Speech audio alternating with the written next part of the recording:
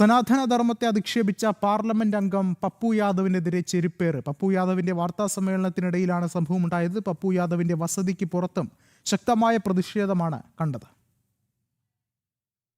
പപ്പു യാദവ് ഡൽഹിയിലെ വസതിയിൽ നടത്തിയ പത്രസമ്മേളനത്തിനിടയിലാണ് സംഭവം. തനിക്കെതിരെ വധശ്രമമെന്ന് പപ്പു യാദവ് പറഞ്ഞു. ഒരാളിൽ നിന്ന് കത്തി കണ്ടെടുത്തതായും പപ്പു യാദവ് ആരോപിച്ചു.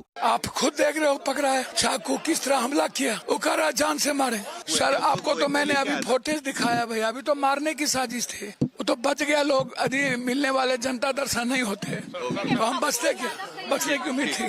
എന്നാൽ പപ്പു യാദവാണ് ആക്രമിച്ചതെന്നും സന്യാസിമാരെ അപമാനിച്ചതിൽ അദ്ദേഹത്തോട് സംസാരിക്കാനാണ് എത്തിയതെന്നുമായിരുന്നു യുവാവിന്റെ പ്രതികരണം.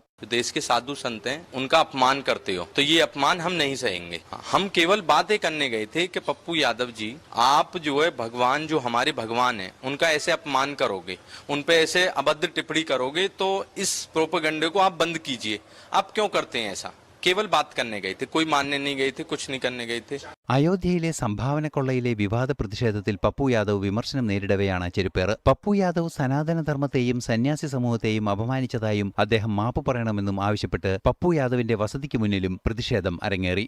ജനം, ഡൽഹി.